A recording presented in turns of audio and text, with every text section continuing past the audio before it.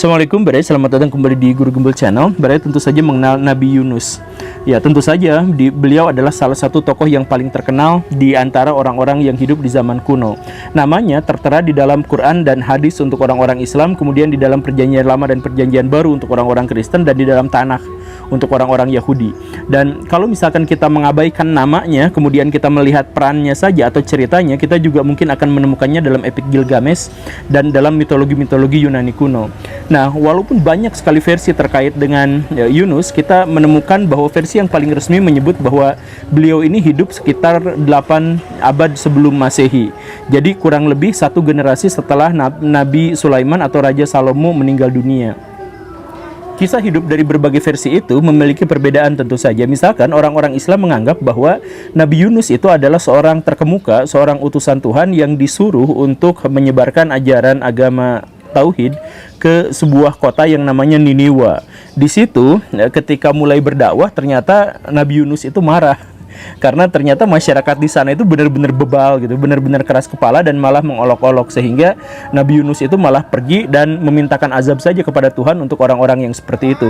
Tetapi bukannya Niniwa yang mendapatkan azab ketika Nabi Yunus pergi dan kemudian menaiki kapal itu malah oleng, kemudian kena badai dan Nabi Yunusnya dicemplungkan ke laut, kemudian dia dimakan oleh ikan, ditelan oleh ikan.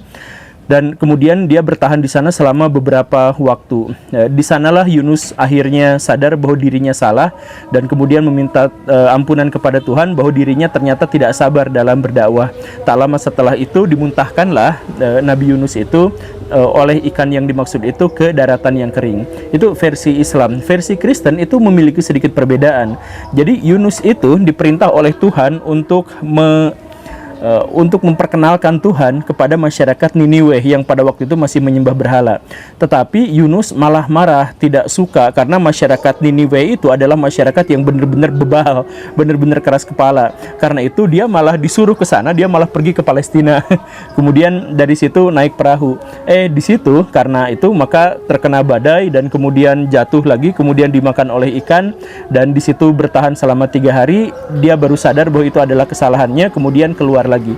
Nah, setelah keluar dari ikan itulah baru dia datang ke masyarakat Niniwe untuk menyebarkan ajaran Tuhan. Tetapi di masyarakat Niniwe pada waktu itu masyarakatnya sudah benar-benar bertaubat.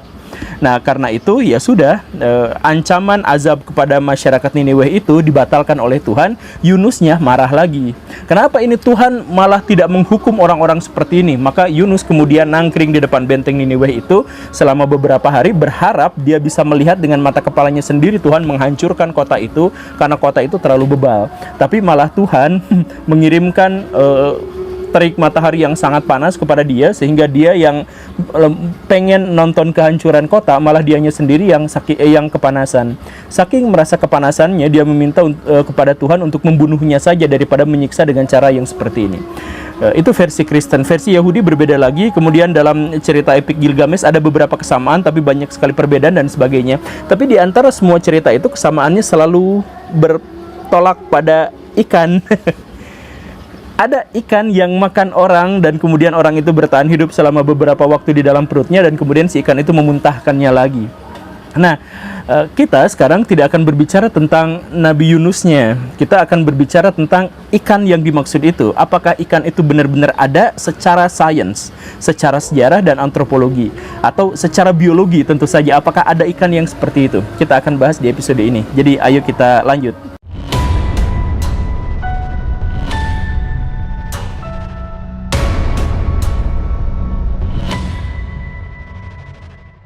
Sebagian besar sejarawan percaya atau setidaknya membuka kemungkinan kepercayaan bahwa Nabi Yunus itu ada, sosoknya nyata.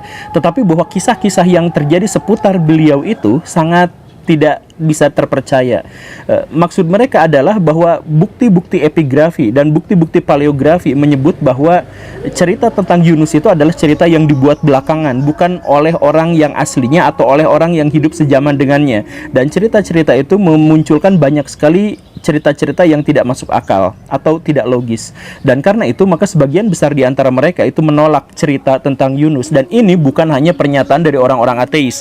Sebagian besar orang rabi-rabi Yahudi itu percaya bahwa kisah tentang Yunus itu adalah kisah tentang satire, bukan kisah nyata, tapi itu sebenarnya adalah olok-olok. Jadi semacam puisi olok-olok, dan ini juga kemudian dipercaya oleh orang-orang sebagian, tidak seluruhnya tapi sebagian penafsir Alkitab yang menyebut bahwa cerita versi Yunus yang dimakan oleh ikan itu adalah cerita yang bohongan, yang tidak nyata seperti itu keadaannya. Nah, kenapa bisa seperti itu? Ya, seperti yang dijelaskan tadi, karena tidak ada bukti epigrafi dan paleografi terkait hal ini, dan ada mentok di beberapa logika terkait dengan bagaimana ceritanya ada seekor ikan yang bisa memangsa manusia, kemudian manusia itu bisa bertahan di dalam perutnya selama beberapa hari. Apakah ikan itu masuk angin sehingga di dalam lambungnya cukup ada oksigen biar si manusianya bisa hidup dan sebagainya. Dan kalaupun ada ikan yang semacam itu, ikan apakah yang dimaksud? Begitu kan? Nah, sekarang kita akan urai sama-sama beberapa pertanyaan di atas itu. Apakah pertanyaan itu logis atau enggak, atau logikanya bisa dibantah atau enggak, begitu. Kita mulai dari yang pertama. Ikan apakah yang dimaksud itu? Apakah itu adalah ikan nun? Seperti yang banyak disebutkan oleh orang-orang Islam? Bukan. Setahu saya ikan nun atau keterangan ikan nun itu bukan berasal dari Quran dan hadis, atau kalaupun ada mungkin dari hadis yang tidak dikenal gitu. Karena ikan nun itu lebih berupa folklore daripada berasal dari Quran dan hadis gitu. Kurang lebihnya seperti itu, yang saya tahu seperti itu. Kalau Baraya misalkan tahu hadisnya, silahkan tuliskan di kolom komentar. Nah, karena itu maka kita sepakati itu bukan ikan nun gitu ya. Lalu misalkan kalau kita nanya sama orang-orang Kristen, ikan apakah yang dimaksud? Orang Kristen biasanya dalam terjemahan-terjemahan Alkitab sekarang itu menyebutnya paus. Tetapi kalaupun misalkan kita lihat terjemahan paus itu, sebenarnya kan kata paus itu diambil dari bahasa Yunani. Jadi orang-orang Kristen yang Alkitab sekarang itu kan kebanyakan ngambilnya dari Septuaginta kan, dari yang terjemahan Ibrani ke bahasa Yunani. Nah, dari terjemahan bahasa Yunani itu kita menemukan bahwa kata yang dimaksud itu sebenarnya adalah katos. Dan kata katos itu sebenarnya adalah hewan mitologis yang berasal dari Yunani, berupa ular besar yang hidup di laut berkepala anjing. Dan kalau misalkan kita mau terjemahkan yang seperti ini, maka ada kemungkinan bahwa katos yang dimaksud itu atau ikan yang dimaksud itu adalah Leviathan. Bukan, kan di episode yang lampau pernah kita bahas bahwa dalam folklore itu dikisahkan bahwa ikan nun itu atau ikan yang mangsa Nabi Nuh itu dikejar-kejar kan sama Leviathan. Tapi dalam terjemahan Yunani ini yang kemudian diterjemahkan lagi menjadi paus itu sebenarnya adalah katos, yaitu hewan yang sangat besar yang hidup di laut dan bentuknya ngaleor gitu, bentuknya ular yang dan ini juga kita bisa melihat dari bukan hanya dari naskah-naskah kuno Kristen, tetapi dalam lukisan-lukisan, dalam pahatan-pahatan itu selalu digambarkan bahwa ikan yang makan Yunus itu bentuknya lebih menyerupai ular dengan kepala anjing daripada paus, begitu. Dan kalau misalkan kita ngambil kata katos ini yang berasal dari Yunani, maka kita harus ngambil dari bahasa Ibraninya, karena yang saya katakan tadi, katos itu kan bahasa Yunani dan itu adalah dari Septuaginta. Septuaginta itu ngambilnya dari bahasa Ibrani. Dalam bahasa Ibrani itu namanya adalah gadol, jadi ikan yang besar gitu, bukan Gal Gadot ya. Tapi ikan yang besar. Definisi ikan yang seperti ini juga harus kita pahami sebagai definisi masa lampau gitu. Jadi maksudnya paus itu kan definisi sekarang itu menyebut bahwa paus itu bukan ikan, tetapi orang zaman dulu menyebut bahwa paus itu ikan gitu. Nah, ini di sini disebutnya adalah ikan yang besar, dan karena itulah mungkin orang-orang Kristen sekarang menyebutnya itu adalah sebagai paus gitu, walaupun paus bukan ikan. Tetapi ikan atau makhluk besar dari laut itu sebenarnya juga belum tentu ikan, bisa aja hal-hal yang lain. Jadi kita bisa membuka kemungkinan bahwa ikan yang dimaksud itu adalah makhluk prasejarah yang sampai sekarang sudah punah. Misalkan seperti itu. Dulu di episode ini juga kita pernah bahas misalkan istilah Leviathan atau istilah hewan-hewan yang tertera di Alkitab juga mungkin itu adalah dinosaurus atau hal yang semacam itu. Kita terbuka untuk kemungkinan itu karena kita mengetahui bahwa banyak sekali hewan-hewan yang ditulis di zaman kenabian itu sekarang sudah punah. Begitu kan? Nah, tetapi baiklah, kita sudah menemukan bahwa kemungkinannya tidak harus paus. Kemungkinannya bisa hewan yang lain. Jadi dalam hal ini kita akhirnya bisa menjadi lebih terbuka terhadap berbagai opsi. Mungkinkah ular laut Titanoboa misalkan yang ukurannya cukup besar untuk bisa menelan manusia dan membuat manusia hidup di lambungnya selama beberapa hari? Mungkinkah seperti itu? Ya bisa saja. Mungkin saja memang paus beneran. Kalau paus, jenis paus apa yang bisa seperti itu, atau ada hewan yang lain? Jadi gini Baraya, kan kriterianya itu bukan hanya sekedar ikan jenis apa itu, tetapi ikan itu harus cukup besar untuk bisa menelan manusia dan memiliki lambung yang cukup besar untuk bisa membuat manusia bertahan hidup di sana plus dengan oksigennya. Begitulah kurang lebihnya. Paus biru misalkan, paus biru itu memiliki mulut yang benar-benar besar, bukan hanya manusia, gajah juga bisa masuk. Tetapi paus biru itu adalah pemakan hewan-hewan yang kecil. ikan kecil, teri kecil, udang kecil, ya yang kecil-kecil gitu. Nah, karena itu maka walaupun mulutnya sangat-sangat besar, mulut itu digunakan untuk menyaring ikan saja, untuk gitulah, untuk ini ikan saja, tapi kerongkongannya sangat kecil. Paus biru yang bobotnya sekitar 150 ton itu, kerongkongannya itu hanya bisa masuk bola basket, segitu doang, sekecil itu doang. Jadi kalau misalkan manusia masuk, nyelap itu di situ, si pausnya batuk-batuk kayaknya di situ, karena nggak muat gitu. Nah, karena itu maka kita harus singkirkan kemungkinan yang dimaksud itu adalah paus biru, karena tidak mungkin gitu ya nyelap di situ. Atau kita buka kemungkinan yang lain bahwa misalkan paus biru yang berukuran sekitar 2000 ton bobotnya, 200 ton bobotnya, dengan panjangnya 30 meter, maka bisa saja kerongkongannya lebih besar. Manusia yang ukurannya kurus bisa saja dia tertelan seperti itu. Dan karena itu dalam konteks ini sebenarnya paus biru masuk akal untuk masuk ke dalam penjelasan ini. Tetapi karena Nabi Yunus itu tenggelamnya di Laut Mediterania, dan kita mengetahui bahwa di Laut Mediterania tidak pernah ada paus biru, karena paus biru butuh jelajah yang sangat luas antar iklim, maka bukan paus biru, pasti kandidatnya yang lain gitu ya. Nah, kandidat yang lebih kuat sebenarnya adalah paus sperma, si Moby Dick itu. Kenapa paus sperma? Alasan pertamanya adalah karena paus sperma itu adalah hewan yang cukup besar untuk bisa menelan manusia dan cukup besar kerongkongannya. Jadi bukan hanya mulutnya jauh lebih kecil daripada paus biru, tapi kerongkongannya jauh lebih besar. Dia diketahui makan apapun. Dia diketahui pernah makan hiu yang panjangnya itu 2 kali lipat Shaquille O'Neal. Panjang banget. Nah, itu ketelan sama dia utuh. Kemudian dia juga suka makan cumi-cumi yang panjang dengan tentakelnya itu bisa sampai 18 meter, itu ditelan juga sama dia gitu. Dan lain sebagainya. Dan giginya, rahangnya itu adalah rahang penggigit. Jadi bukan rahang pengunyah, dia tidak bisa ngunyah. Jadi si rahangnya itu nggak fleksibel gitu, cuma untuk menggigit, menangkap maksudnya, kemudian ditelan saja seperti itu. Nah, karena itu maka paus ini sebenarnya adalah paus yang paling masuk akal untuk disebut sebagai makhluk yang memakan atau menelan Nabi Yunus. Dan paus ini juga diperkirakan pernah hidup, atau sampai sekarang juga walaupun sangat jarang ya, tapi pernah hidup di Laut Mediterania. Tapi apakah paus jenis ini juga bisa menyimpan manusia beberapa hari dalam tubuhnya kemudian memuntahkannya lagi? Di dalam versi Alkitab itu diterangkan bahwa si paus itu menyelam sangat dalam sampai dia menemukan ada perbukitan-perbukitan di dalam laut. Dan ini sebenarnya adalah gambaran yang sangat identik dengan paus sperma. Karena paus sperma adalah salah satu paus atau bahkan paus yang paling dalam menyelamnya, begitu. Itu yang pertama. Kemudian apakah dia suka memuntahkan makanannya sama seperti Yunus yang dimuntahkan ke daratan kering?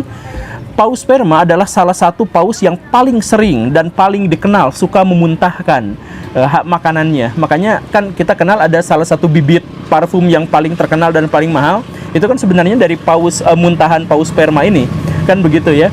Nah, kemudian kita menemukan beberapa kisah, dan kisah ini empiris tercatat dalam sejarah bahwa bisa saja paus semacam ini itu menelan manusia dan kemudian menahan manusia tetap hidup di dalam perutnya. Kisahnya itu ada 2. Yang pertama itu tahun 1771 atas nama Marshall Jenkins. Dia itu adalah seorang kapten kapal yang kemudian pemburu ikan paus, kemudian dia kapalnya disenggol sama hewan buruannya yaitu paus sperma, dia jatuh dan dia dilahap, dimakan sama paus itu. Tapi dalam beberapa saat kemudian dia berhasil untuk keluar, dimuntahkan lagi dan dia keluar dalam kondisi yang hidup. Kemudian tahun 1981 ada James Bentley. Nah, ini penting, James Bentley itu adalah seorang pemburu paus dan kemudian dia menemukan ada paus sperma itu, kemudian dia bersama teman-temannya menombak itu, tapi dia malah ke bawah, masuk ke dalam air, kemudian dia dimakan, ditelan, kemudian pemburu paus itu pada akhirnya menemukan paus yang sama itu sekitar 1,5 hari kemudian dan berhasil menombaknya lagi dan kemudian berhasil membunuhnya. Setelah diangkat ke kapal, kemudian dibongkar, dipotong-potong, ya kan lemaknya yang mau diambil tuh ya. Nah, di dalam perutnya itu ternyata masih ada Bentley yang tadi itu masih hidup, kondisi tidak sadarkan diri. Artinya dia bisa bertahan hidup sekitar 36 jam. Walaupun katanya dikabarkan dalam kisah itu tangannya itu kulitnya itu udah memutih gitu, karena udah dicerna sebagian oleh asam lambung. Tapi setidaknya dari sini kita bisa mengetahui bahwa bisa saja manusia itu tertelan dan bertahan hidup dalam waktu beberapa hari di dalam perut seekor paus. Begitu kurang lebihnya. Nah, ini yang saya katakan tadi, ini adalah kandidat yang paling utama tentang makhluk apakah yang menelan Nabi Yunus. Jadi ikan nun yang dimaksud dalam folklore itu adalah ikan paus sperma. Tapi ini adalah kandidat utama yang sebenarnya goyang, yang sebenarnya dalam sejarah itu tidak bisa diakui. Kenapa seperti itu? Karena begini Baraya, pertama, siapapun yang ditelan sama ikan paus sperma itu pasti akan mati dengan alasan, kan tadi dikatakan bahwa rahang paus sperma itu adalah rahang penggigit, penangkap, dan tidak mengunyahnya. Itu betul.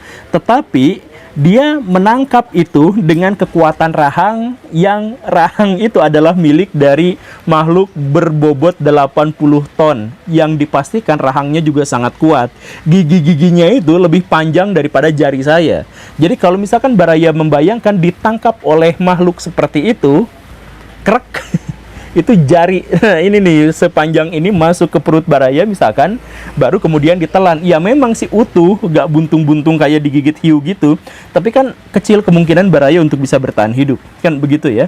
Kemudian alasan yang keduanya itu adalah bahwa cerita-cerita yang tadi dikisahkan itu adalah cerita, misalkan yang Pak Jenkin tadi, dia memang masuk ke dalam perut paus sperma, tapi dia dimuntahkan dalam waktu yang sangat singkat, kurang dari 1 jam, hanya beberapa, mungkin kurang dari setengah jam gitu kan, dia berhasil keluar lagi. Sehingga ya wajar saja kalau misalkan dia masih bisa bertahan hidup, dia masih berantem di kerongkongannya sebelum dia dimuntahkan begitu. Nah, kemudian yang versi cerita yang kedua, yang anak remaja Betli tadi itu adalah kisah yang tercantum dalam sejarah, cuman belakangan ketahuan bahwa itu adalah kisah yang hoax, cerita bohongan. Begitu. Jadi ternyata tidak pernah ada orang yang bisa bertahan hidup di dalam perut makhluk yang lain dalam jangka waktu yang lama dengan 2 alasan utama. Yang pertama adalah di dalam sana tidak ada oksigen. Bahkan ketika ikannya masuk angin pun tidak mungkin ada masuk anginnya itu masuk ke lambung. Begitu. Dan alasan yang kedua adalah bahwa di sana itu penuh dengan zat asam. Zat asamnya itu kuat sekali. Kalau misalkan ada orang yang benar-benar bisa masuk ke situ, maka 36 jam setelah dia ditelan, dia seharusnya sudah jadi bubur, kulit-kulitnya doang gitu. Jadi kulit-kulitnya sudah melepuh karena asam lambung itu. Begitu. Lah, jadi kalau begitu penjelasan ilmiahnya apa? Penjelasan ilmiahnya adalah tidak ada.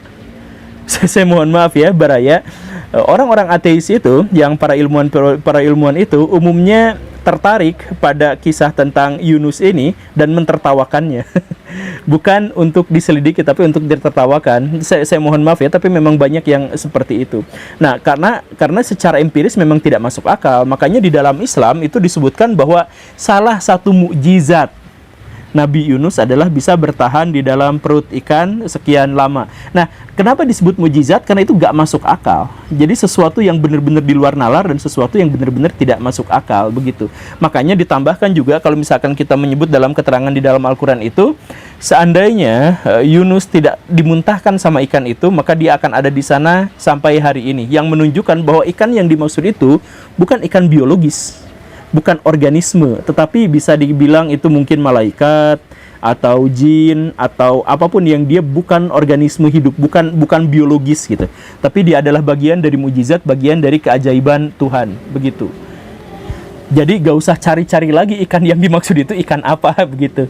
Oh, tapi kan kok jawabannya sih jadi mengambang gini? Biasakan jawabannya mengambang Baraya. Kenapa seperti itu? Karena sains itu jawabannya mengambang.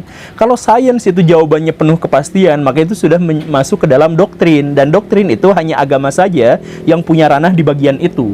Jadi begitu. Lagi pula, kalau misalkan Baraya benar-benar beragama, hal yang paling penting sebenarnya bukan mencari identitas ikan itu. Yang paling penting itu adalah memaknai atau mengambil pelajaran dari kisah yang dimaksud itu. Mau Kristen mau Islam itu punya pandangan yang sama. Ada orang yang berusaha untuk menyebarkan kebenaran, kemudian dia gagal atau dia merasa gagal, dia merasa putus asa, dia merasa marah, kemudian pergi, maka di sanalah dia mendapatkan dosa, di sanalah dia mendapatkan musibah gitu. Kalau misalkan ada di di antara baraya yang pengen menyebarkan kebenaran, menyebarkan kebaikan, ya terbiasalah dengan hal-hal yang semacam itu. Terbiasalah dengan penolakan, kemarahan, ketidaksukaan pihak lain kepada baraya. Itu kan pelajaran yang diambil itu sebenarnya dari situ. Adapun penjelasan-penjelasan sains seputar hal ini itu sebenarnya ditujukan untuk apologis saja, untuk memberikan penekanan bahwa setidaknya kisah-kisah semacam ini adalah kisah yang walaupun ajaib tetapi bisa ada penjelasan ilmiahnya, begitu. Walaupun penjelasan ilmiah yang dimaksud itu tidak akan benar-benar mencapai konklusi, hanya sekedar kisah mengambang saja. Begitu baraya, semoga bisa dihayati dan semoga bisa dibiasakan terkait dengan kebiasaan mengambil kesimpulan mengambang itu. Terima kasih karena sudah menyimak. Saya Guru Gembul. Assalamualaikum warahmatullahi wabarakatuh.